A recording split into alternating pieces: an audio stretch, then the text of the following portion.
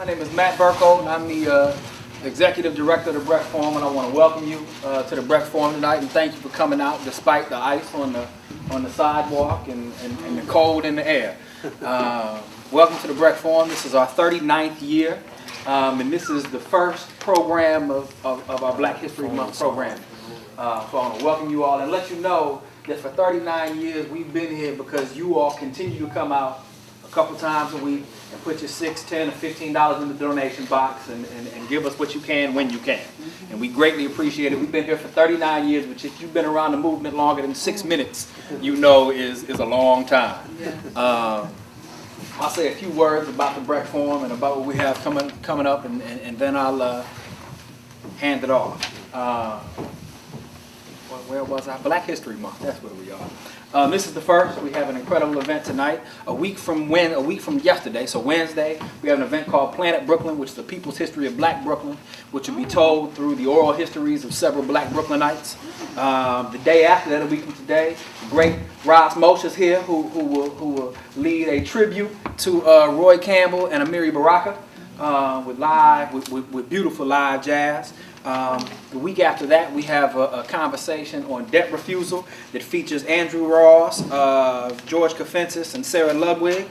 The next week, we have a rare screening of a movie called King, a filmed record, which is a movie about Martin Luther King. It's a documentary that's told through newsreel clips of his own speeches, as well as the narration of Ruby Dee. And then we close Black History Month with a program called Black Workers Take the Lead, which is about the Black movement's embrace of Marxism-Leninism, Marxist-Leninist Maoist thought in the 1970s, which also initiates our year-long series called Revisiting 74, where we'll take a year-long look at the various movement moments and important international and intellectual developments of the year 1974. So I encourage you all to come back. I thank you all for coming out. In the future, if you want to come to the Brecht Forum for what feels like it's free, you can become a subscriber at the Brecht Forum for less than $16 a month. It is still the best deal in New York City. You get to come to all of our classes and all of our forums for free. So I hope you'll consider doing that so we make it to year 40, because we won't do it without your help. On that note, my mouth is getting dry, so I've said enough. I'm going to introduce Dennis James, who's a founding member of the Committee for Open Discussion on Zionism. He's a retired attorney who practiced civil rights law in Detroit, the great fine city of Detroit, if I may add. He's a former National Executive Secretary of the National Lawyers Guild, and is part of Code Pink, and was part of the Code Pink delegation to Gaza in 2009. So with that, I'll give it to Dennis, and he'll introduce everybody else. Thank you, Matt, and good evening. Tonight's program is a panel discussion of the legacy of Nelson Mandela. And it's that part of those aspects of his life which have not received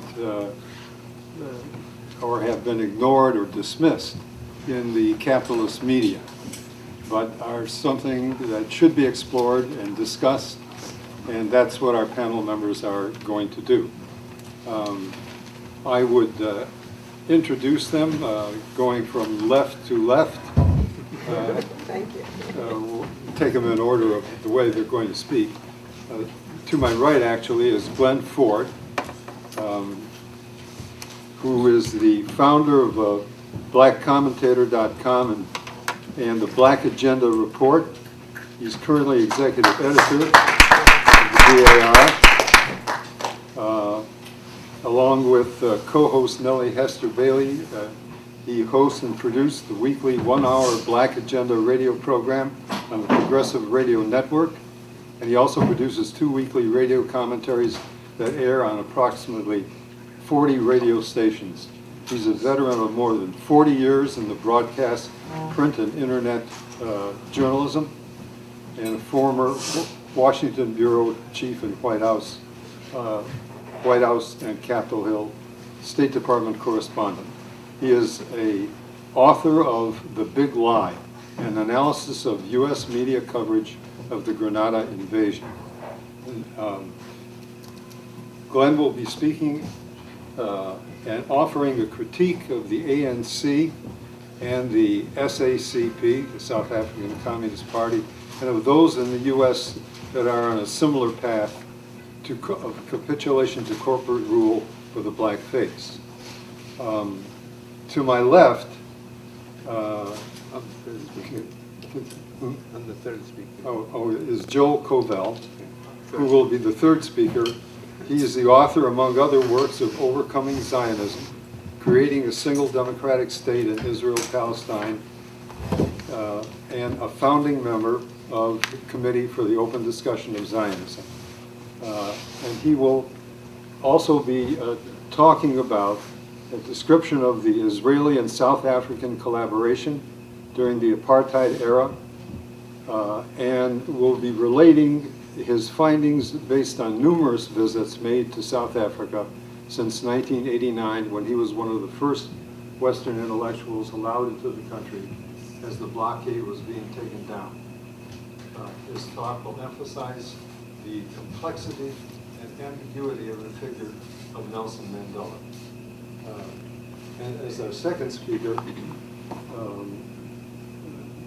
she is Laura Whitehorn, who is been engaged in work to free political prisoners with a focus on 6 incarcerated in New York State. She is currently an organizer for RAPP, that's Release Aging People in Prison, and does extraordinary work with prisoners and political prisoners in particular. She will be discussing parallels between the ways Nelson Mandela's legacy is distorted and the way political prisoners are ignored, and the way criticism of Israel and Zionism is silenced, and the way the nature of repression under capitalism is disguised as an issue of quantity to it mass incarceration. So, to begin with then, Glen, would you care to go forward? Good evening, and power to the people. We always start off that way. I want to address economic justice, and that of course means social justice, and social justice and economic justice demand social transformation. And one of the great things about talking to places like the Brecht Forum and audiences like yourself is that we don't have to convince people of the need for social transformation. That is a given. I'm also going to dispense with spending a lot of time praising Nelson Mandela and his comrades in the South African leadership for all of their sacrifices in toppling apartheid.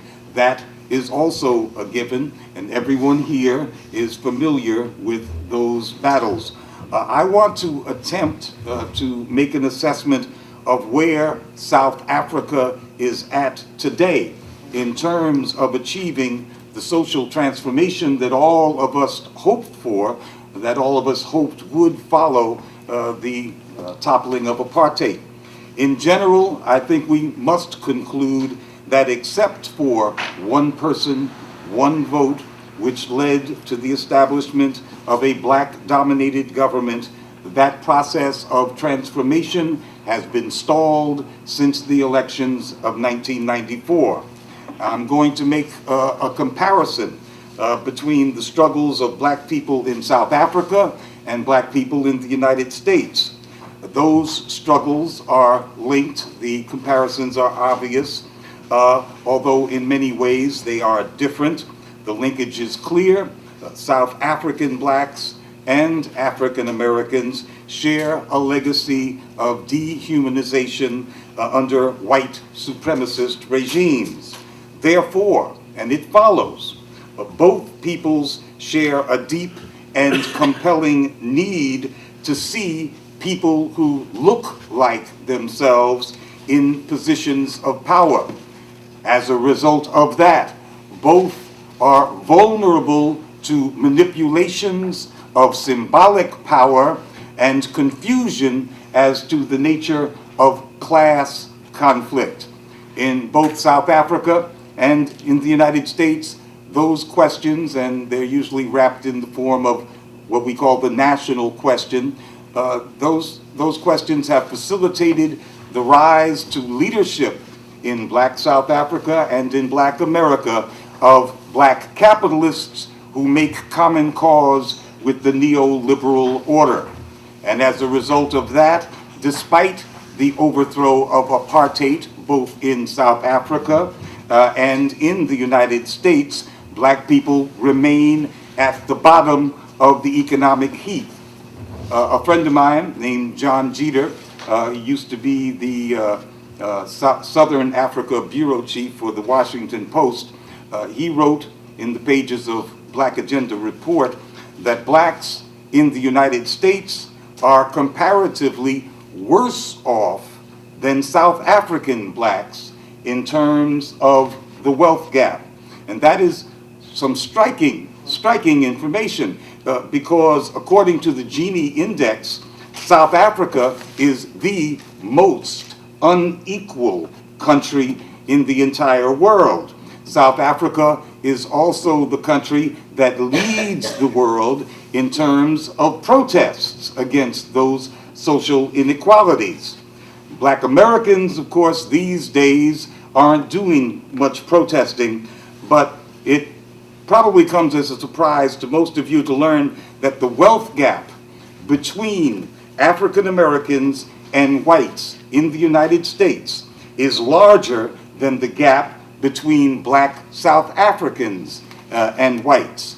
The biggest disparity ever registered between Black and white South Africans occurred in the year 1970. Back then, Black South Africans possessed only 6.8% by household of the wealth that white South Africans had. And that was the historical low point for blacks vis-a-vis whites in South Africa.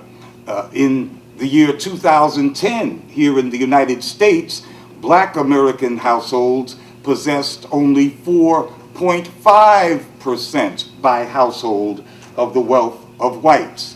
So by that kind of measure, Black Americans are further behind in terms of the gap with white folks than Black South Africans are. Under President Obama, and that of course is coterminous with the economic meltdown of 2008, Black wealth has crashed to 1/20th that of whites by household, and that is the lowest in many generations. So we see that blacks are in dire straits in both South Africa and the United States, and yet blacks are nominally in power in South Africa. And African Americans, it appears, behave politically as if we have a huge stake in President Obama being nominally in power in the United States. In some ways, it's as if many Black Americans feel that they are vicariously in power by virtue of the fact that a black man is in the White House. Essentially, symbolism is at war with reality in the United States and also in South Africa. And this symbolism, this attachment to the symbol, neutralizes blacks as a force for social change and as a force for their own liberation. Although blacks are more marginalized economically than they have been in generations, African Americans now identify with power, and that is unprecedented historically in this country. Identify with power, at least as it is symbolized by the occupant in the White House. We have witnessed over the past 5 years that Obama has been in office how identification with power has rendered Black Americans ineffectual in confronting the awesome destructiveness of the neoliberal order. Virtually all Black American political activity is now confined within the parameters of the Democratic Party. And I'm not just talking about electoral activity, not just talking about voting. Most black political and social service organizations, and we're talking about the NAACP and the Urban League and the whole spectrum, those organizations are also subservient to the Democratic Party. They act as annexes to the Democratic Party, not just at election time, but in between as well. They serve to divert criticism away from the Democrats and towards solely the Republicans. And the Democrats, as we know, are just as beholden to finance capital as the Republicans are. In fact, Wall Street is to the Democratic Party as big energy historically has been to the Republican Party. They are the fountain of their contributions. Since the advent of the first black president, blacks have become even more psychologically wedded to the Democratic Party. People see their own collective fortunes as being tied up with President Obama's his fortunes, his political fortunes. And that has undermined our ability to resist neoliberalism, to resist austerity as it is doled out by the White House and by Democrats. We are neutralized by this identification. We see attacks on Social Security as never before, attacks on the safety net. We see preventive detention legislation, all kinds of Satan sandwiches that Obama serves up, but which black people swallow because, well, it's served by Obama. In South Africa, we have not the same situation, but I think that there are comparisons that can be made. The African National Congress is wholly identified with the fight against white supremacy. Nelson Mandela was the ANC's personification. This perceived oneness of the party, of the ANC, and black liberation allowed the ANC to serve up their own Satan's sandwiches of neoliberalism for the last 20 years. And while Nelson Mandela was alive, his aura shielded the African National Congress from effective critique. And that only served to encourage the black capitalists in the ANC to new heights of self-service and of treachery. It is only with Mandela's death, and of course the huge international send-off that he got, that the African National Congress's leadership is being seriously challenged by a broad mass of black South African society, and especially by the unions, the National Union of Metal Workers, and by the last count, 8 other unions are threatening to pull out of COSATU. Now that's the Congress of South African Trade Unions. COSATU, along with the ANC and the South African Communist Party, is part of the 3 legs of the ruling order. The South African Communist Party and the ANC were the architects of the grand compromise that was effectuated with white power and with the power of international capital between 1990 and 1994. One of the most prominent recent defections from that arrangement is a person named Ronnie Kasrils. He's called Red Ronnie. And I met Ronnie Kasrils in the early summer of 2012. He was at a gathering that Roy Singham of ThoughtWorks, some of you may know him, throws once a year. And at that time, Red Ronnie addressed the gathering, and he made comparisons between the American Civil Rights Movement and the South African liberation struggle. It was kind of tepid. And afterwards, I interrogated him about, what about the Freedom Charter? What about the pledge upon the day of liberation, to redistribute the land, to nationalize the commanding heights of industry, and the banks and such, since he was a high-ranking member of the South African Communist Party, what kind of deliberations occurred during that crucial period between 1990 and 94. How come the Freedom Charter got lost somehow? And we had a good conversation that evening, and we arranged to meet again for a longer one in Harlem a week later.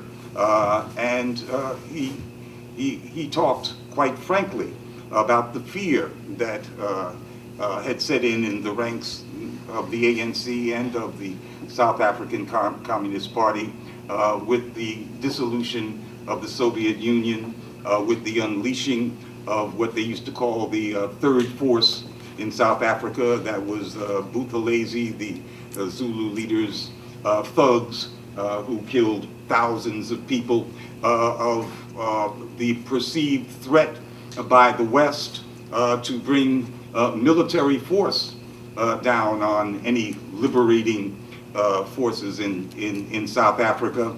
And finally, he said that there was a failure of will within the ANC and the Communist Party, and that they were simply afraid. And he looked quite despondent.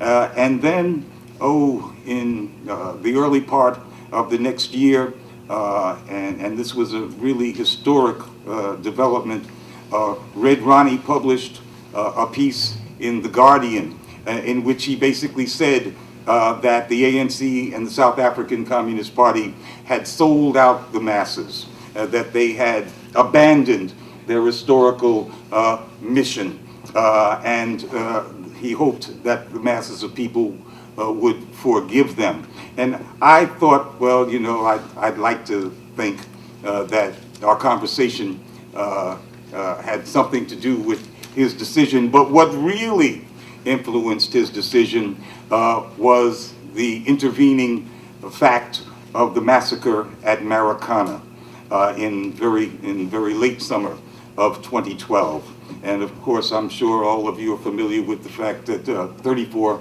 miners were shot down by the police, most of them by gunshots to the back, and it was the greatest massacre by the South African state since the Sharpeville massacre of 1960, and that's when the proverbial shit hit the fan. But even the Marikana massacre didn't precipitate a wholesale unraveling of the arrangement that had been made back in the 90s. It took the death of Mandela, that aura that was shielding the ANC, for especially the Union forces to decide that they're not going to collaborate with the ANC's collaboration with capital anymore. And so we saw the Metal Workers Union threaten to pull out of COSATU, and at last count, 8 other unions have also threatened to pull out. The former Secretary General of COSATU, who was deposed supposedly because of personal indiscretions, but certainly because of his criticism of the ANC, has said point blank that the liberation movement's biggest mistake was to allow the black capitalists within the ANC to win the day. Now, how did the black capitalists win the day?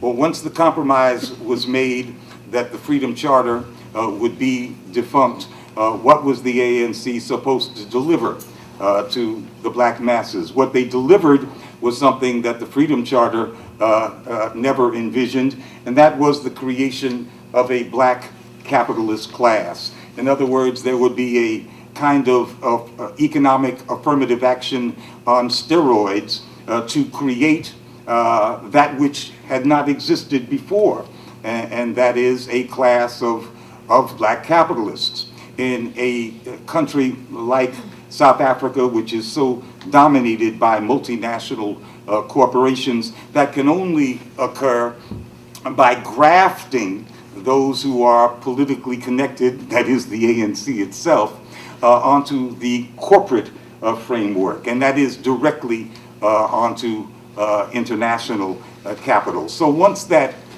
wedding, first the birth and then the wedding was consummated, we then had a full-blown new class centered on the ANC, whose immediate interest and in fact whose cause for being was to uphold the emerging neoliberal order. And that's why the social transformation of South Africa has been stalled since 1994.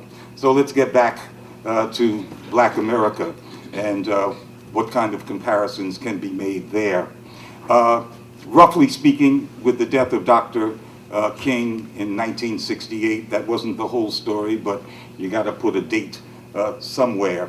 And of course, the monstrous suppression that was occurring at that time of the Black Panther Party and any forces that were challenging, seriously challenging the order. The opportunity presented itself for those classes of black folks who could immediately take advantage of the opportunities that the fall of legal apartheid presented to enter business and to enter electoral politics. The cities had turned much blacker by the end of the 60s than they were at the beginning because of white flight. And corporate America was quite eager to integrate its ranks, at least on the cosmetic level, with a new class of aspiring black entrepreneurs. And so a whole section, including a number of Dr. King's deputies, decided that it was time for a more sophisticated approach to the black liberation movement. That mass action, that grassroots organizing was passé, and that the job could better be done by electing me to office, by hiring me into an executive position. In other words, not through decree, as in South Africa with the creation of an instant shake and bake black capitalist class, but by a somewhat more subtle process. We got our black misleadership class in the wake, roughly speaking, of Dr. King's death. And they have used the political capital that was paid for by much blood, sweat, and tears by masses of black people in the 60s to amass or to gain their toehold in the ruling circles. And they play much the same role outside of state power. They certainly can't be compared to the ANC, which is a government, but that that new class in South Africa does, directing black aspirations or deflecting black aspirations from the elevation of the masses of people to the kind of symbolic representation of here, rich black folks, and in South Africa, rich black folks plus black folks who nominally have power, but in fact cannot direct the destiny of the country because that, based upon the compromise that was achieved in the early 90s, rests with multinational capital. In South Africa, again, the shit has hit the fan. There is going to be a workers' party. It will be led by the unions. Things are off to a good start. In the United States, things are not so bright, not so clear cut. I think one thing is certain. with Obama only having 3 more years of his psychological hold on Black America, we can look forward to the biggest hangover that Black America has ever experienced. It will be equal in intensity, as great a down as the euphoria was an up of 2008, and it's up to us to redirect those energies, to refloat the optimism in the direction of class struggle, and that's why you have a Marxist school. Thank you.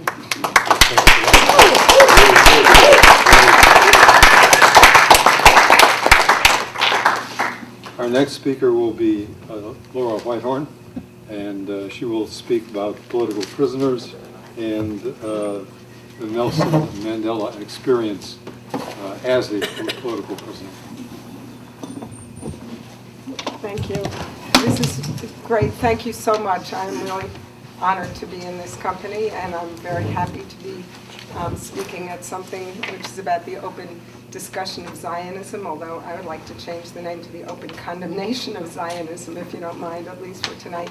But I'm actually not going to talk that much about that, because I do want to talk about political prisoners. And one thing that was left out of my biography is that I was myself a political prisoner for 14 years in the federal system, from 1985 to 1999. And I am proud to say that the case was called the Resistance Conspiracy Case. And whatever you think of our tactics, I think you will like what our targets were. One was the U.S. Capitol building after the United States invaded Grenada and overthrew the first black socialist regime in this hemisphere. Another was the Israeli aircraft industry in New York. Another was the police benevolent, quote unquote, association after they killed Eleanor Bumpers, and there were a number of others. I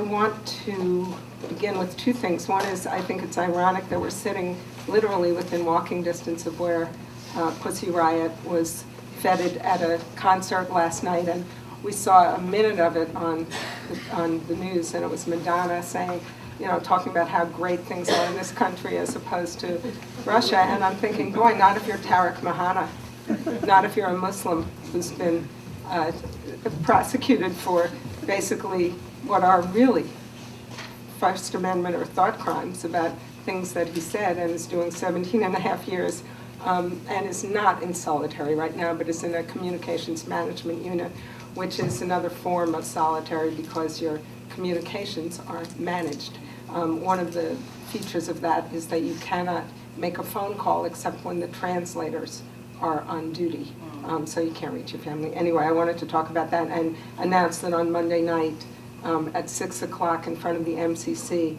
is the first of a series of monthly vigils by a group called No Separate Justice. And I think that one of the moral and political issues of our lifetimes is the war on terror, aka war on Muslims, that's going on in this country right now. It's sort of like if we had been alive during the Red Scare, or if we had been more than 3 years old, as some of us were, what position would we have taken? So what I'm going to talk about fits right into what Glen talked about. And Dennis, could you please let me know about time, because Sure. I'm bad. Because I want to talk about the state. I mean, I want to talk about political prisoners and the prison system. And it's the other element in what you were just talking about in the United States, because at the same time, after 1968, the other thing that was happening was that there was still a revolutionary movement. It was from the people who made up the Panthers. It was what were then referred to as the lumpen, and working class, and people who did not become black capitalists and wouldn't have had a chance to. But they did become revolutionaries, and there was still an attempt to make a revolution. And you know, I've spoken many times on the same platform with Kathleen Cleaver, and we always laugh because we say the same thing. People say to us, "Were you crazy? Did you think you were going to make a revolution in this country?" And we say, "Well, it was happening around the world. It was our one shot," we thought, and so we thought we would try. And were we crazy? Maybe, but are we glad we tried? Yes. And that is the root of what the main bulk of political prisoners in the country today are still in prison from those years. Sundiata Acoli, 43 years in prison. Herman Bell, someone in the audience is wearing Free Herman Bell, 40 years in prison. Jalil Muntakim, 43 years in prison. Russell Maroon Shoatz, how many years in prison, Joel, total? And 21 in isolation. So how many years now? yeah. More So 40. so Another the 40. point, my point is a couple of things. One is that when Nelson Mandela died, and even before he died, all of a sudden he was the heroic political prisoner from the United States. But I remember when the United States not only helped to capture and incarcerate Nelson Mandela, but called him a terrorist. And so that's one thing to say. And we can say that the people who are now political prisoners from the Black movement, and there are many political prisoners who are not from the Black movement, but since I'm speaking, I get to say what I think. And I think that the Black movement is at the heart of this phenomenon of political prisoners, because the Black movement in my lifetime has certainly been at the heart of resistance in this country. And so all the resistance movements that we've seen since the 60s have developed in some way out of that revolution that was going on. So we say when Mandela died, there are many Mandelas in the United States prisons. And finally, there were a few stories that said, he started the armed struggle in South Africa. But there would never be any recognition. And there's a recognition that that was a legitimate thing to do. But there would never be a recognition that there was a legitimate armed struggle in this country, and there could be. Because there is no recognition, and now I'm getting away from the media, the mass media, and I'm into the depths of the left as well. There's no recognition that there is a repressive state that is part of the system of capitalism and imperialism, and that there will never be a successful struggle to change the economic and social content and character and whatever of this country without dealing with that state. So political prisoners, when I got out of prison, I spoke in a lot of places, and I would always say, my goal is for every left and progressive organization in the United States, like the ones in other parts of the world, to adopt a resolution that says free all political prisoners. I've been saying that I've been out for 14 years now. And let's see, how many organizations have actually done that? 0. And every year I would get dragged to the Left Forum, which represents a large sector of, supposedly, of the left. And there would be not a mention of political prisoners or of the prison system itself in the plenaries. And so I guess I've gotten both angry and more animated than ever to make the point that political prisoners are not a result of individual actions that were taken, and are not even only a result of the movements and the revolutionary struggles that they were part of. They're also a result of the need for the United States to repress the people, and especially the Black struggle, the Puerto Rican struggle, the other struggles, the national struggles within the borders of the United States, in order to maintain social peace and the capitalist and imperialist system. So that's, to me, what COINTELPRO is about. That's why this supposed democracy allowed the head of the FBI to go gunning for the, quote, the next Black Messiah who could lead the masses to a revolution. And that's why a lot of these comrades are still in prison, whether they are guilty of what they're charged with or not. In many cases, you can't even find out because the trials were so laden with politics. But that doesn't even matter anymore. At this point, they've done 40 years and such. And if the left wants to be a left with vigor, with backbone, with the ability to fight, then we must defend our prisoners, whether people agree with what they did or not. And that's the other issue, is that this whole question of who gets to decide what violence is legitimate. So in this most violent country where our our armed forces and our drones, our unarmed, our technological forces, kill millions of people all the time and create havoc in societies around the world. Suddenly, if someone throws a little Molotov cocktail through the window of a bank and doesn't hurt a fly, they're a violent terrorist. And so, I'm not advocating violence. I don't even know some days what I think about what I did back then, and I certainly wouldn't be doing it now. But I do think that just like the word terrorism, the concept of who is allowed to fight back is a totally fundamental concept to the ability of anyone to resist in this country. And that's what I loved the most about Occupy Wall Street, was that they said, we're not asking for a permit. We're just marching. And that was a wonderful thing. So that's some of what I want to say about political prisoners. Let's see, what else do I want to say? I want to say that finally there's a lot of attention in this country to mass incarceration. And if anyone here hasn't heard that we have 5% of the world's people and 25% of them, you haven't been paying attention, because it's all over the mass media now as well as the left media. So that's a phenomenon that started when? The mid-70s, late 70s, so that by, I think 1980 is the year that we start marking the real explosion in the prison population. Well, that's right after the end of really the brunt of COINTELPRO and the black movement and the height of the incarceration of political prisoners. So then what's happening is that the mass incarceration is affecting the entire black community and is committing a form of what I would say is genocide, because to prevent people from resisting, from fighting for their own freedom, is a form of genocide. And by destroying communities wholesale, you are repressing the ability of that community to fight, not only by removing a lot of the adults, not only by destroying families, but also by the very threat of being arrested at any moment. And that's a fundamental thing. It's not just stop and frisk. It's a fundamental thing about just, what is it called, walking while black, smoking marijuana while black, whatever it is. But I think there's a danger in just talking about mass incarceration, because the prison system is the problem. It's not that there are too many people. That's what I meant about quantity.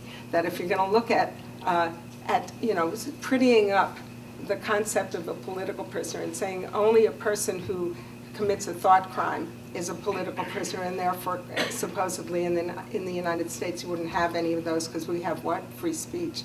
That if you only look at the quantity of people and you say, okay, if we get the prison population down from 2.4 million, then we'll be okay. Then it'll be all right to have a prison system. And if we are going to change anything in this country, we have to look at the fundamental nature of the prison system as a permanent feature of the government, of the state, to repress struggle and to repress resistance and to destroy communities that threaten the ruling class. Then you will have to continue agitating against the prison system, even if they empty out half of the prisons and we only have 1 million people in prison. And the reason I think that's an important point is that we are at a moment now when there is a move to reform. I mean, if you read the New York Times, you see, there was an article by one of the main editors talking about what do we do instead of mass incarceration. A moment when there's going to be reform is an exciting moment in some ways, and it's a dangerous moment, because people can get thrown under the bus, and once they're under the bus, they're not getting out. So I want to I think I'm almost done with my time. So I want to talk about what I, with Kelly and other people who are here, are working on, which is something, I also want to say that some of the people who are going to make the difference in changing the phenomenon you're talking about, with where there is a more radical class, are formerly incarcerated people. And I see that in my work, and I'm not talking about me. I'm talking about all the people I work with who went into prison, who weren't political when they went into prison, and who got degrees when they were in prison, and who became, and a lot of them in New York State were politicized by Herman Bell and Sekou Odinga and Jalil Muntakim and Seth Hayes, the people who are political prisoners, because that's who they learned from. Those were their teachers. They went in when they were young, and those guys were their teachers, and those were the political prisoners. So they're all getting old. The political prisoners are getting old. Maroon is how old? 50? No, it's the 70s, early 70s. 70, okay. And Sundiata is 76. And Herman just turned 66.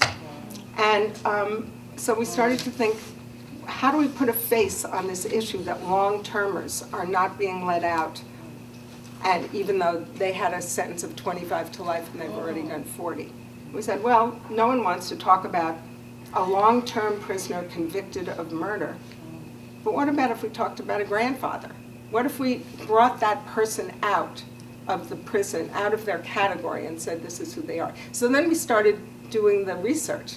And it turns out that in New York State, because of the cost of mass incarceration is why people are paying, the government's paying attention. In a period of 10 years, the population of New York State, which is seen as a leader in prison reform, fell by 21%.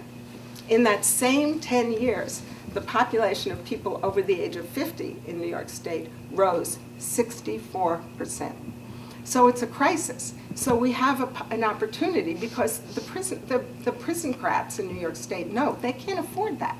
It costs twice as much to 4 times as much to incarcerate a person my age as a person Kelly's age. It just only makes sense, right? So we're at a moment where where there's a lot of pressure on the parole board, where there's a lot of pressure on the concept of releasing people when they are shown by actuarial risk assessment, what do you call those things, systems, to be no risk of committing another offense. So we've been pressuring, and we think we might get somewhere. However, some of the state legislators introduced a bill called the geriatric bill, which would do pretty much that. It would, when you're over a certain age, you would have a presumption of release and blah, blah, blah. It was, it has a lot of good stuff. Except that it excludes anyone who's convicted of first-degree murder, which is premeditated murder, and killing anyone want to guess? It would exclude people. So that's a danger. That bill is probably not going anywhere because the Republicans in the Senate wouldn't pass it anyway. But we decided not to go for legislation. That we decided to do it through public pressure on the parole board. And that's what we're doing. And so we have because we can also tell you about how a person's risk of recidivating, of going back to prison, falls astronomically when they're over a certain age. We came up with Mujahid Farid, who's the main leader of release-aging people in prison, and I were on the subway one night, and we said, we need a slogan, sort of like, if it doesn't fit, you must acquit. So we came up with, if the risk is low, let them go. And so we have buttons that say that. And Kelly has a petition, which we're trying to, the problem with all of this, of course, is that who do we come up against? We come up against the Police Benevolent Association and the guards unions. Because it's not only that their jobs are on the line if they let people out. It's because their whole reason for living, their whole reason for existence, and their hold on their role in state power is challenged. If people who committed, especially a political murder of a police officer, are released because it is obvious that they are not. There is no movement like that right now, and they're not going to do the same thing again, and they're old. And so we have a petition. We're trying to get thousands and thousands of people in New York to sign it, so that just like the Drop the Rock campaign did, we can plop them on Cuomo's desk and say, would you please, listen to what people are saying about the parole board. Now, if you had told me 40 years ago, 30 years ago, 20 years ago, even 10 years ago, that I would be working on pressuring the parole board to change regulations, I would have said you were nuts, and maybe I am now. But I have to say, we've tried, there are people here who know that we've tried. We've tried amnesty campaigns. We've tried a lot of different campaigns. And we always come up against the PBA, so we're trying to do a run around the middle against them and trying to organize communities to start to question the whole role of the police in keeping people in prison, to question the fact that people are punished permanently, to question the concept that we can somehow make our communities safe and healthy by destroying other human beings and by locking people up. And so all of those questions get raised in the course of this work. And we think that although it's a reform measure, it kind of cuts to the quick of what is the purpose of prisons. And I'll end just with one example that we use. A man named Mohammed Koti, who's 87 years old, has a slew of medical issues, including myasthenia gravis, and is in a wheelchair, and went to the parole board in May and was denied release after 32 years, I think he's been in, because they said there was a risk that he would not lead a lawful existence. So if Koti is not going to be released, then what is the purpose of prisons? If he poses no risk in the terms of what prisons are supposed, then what is the purpose of prisons? And then you question it, because it is not about public safety, and it's not about anything other than expanding state control and creating a system and a climate of revenge and fury and more violence. So I guess I will end with that. I want to say again that on Monday night in front of MCC there's no separate justice, and that different from the political prisoners I've been talking about who are from the 60s and 70s, the Muslim prisoners, the prisoners of the war on terror, have huge sentences for basically nothing other than being Muslim and following their own religions, and maybe thinking that the United States shouldn't kill people in Pakistan. What a radical thought that is. And I have found that when Susie and I try to talk to our friends about, say, Tariq Mahana, who was facing a life sentence in a case where he didn't actually do anything, didn't hurt anyone. And when we talk about his case, and you get to the point where this is before he went on trial, you say, and he's facing a life sentence, people's eyes would glaze over. They no longer believed what we were telling them, because by charging those cases in that way, by throwing those huge sentences at people, it automatically makes people think there's something going on there. So it's a whole system that we have to, I think the word people use now is interrogate and challenge if we're going to fight the state. And if we're not going to fight the state, then we're never going to get anywhere. So that's what I want to say. Free all political prisoners.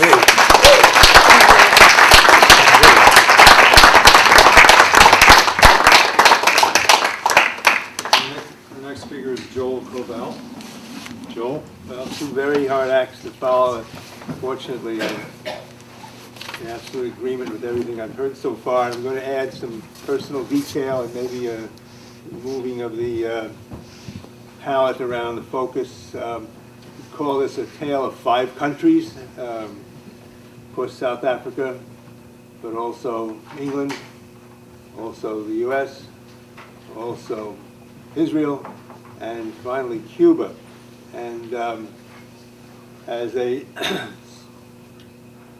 are affected by this extraordinary individual who moved through the world and left it a few weeks ago, Nelson Mandela. And it's a story, it's personal on my end because I've had a lot of experiences in South Africa and that family who lives there. And I've been there about a dozen times. And it's a magnificent, tormented, brilliant country that has to be seen to be appreciated, and as Glenn said, it does have, well, there's a close tie with China, of all places, the highest per capita incidence of political agitation that's going on, and went on, and I saw that firsthand when I went to South Africa the first time in 1989, but before that, I want to comment a little bit on the the countries that I mentioned, namely Cuba, because of the 5 countries, it's the only one that comes out looking really good from this picture. The other 4 are pretty besmirched, to say the least. And if you have the time, you can see, attend a session on Mandela, Present Day, the Truth About Nelson Mandela, Revolutionary Fighter and Revolutionary Cuba's Key Role in the Defeat of Apartheid, Saturday, February 8th. That's the day after tomorrow at the Riverside Church at I didn't say when it begins. Oh, 7:30. Anyhow. I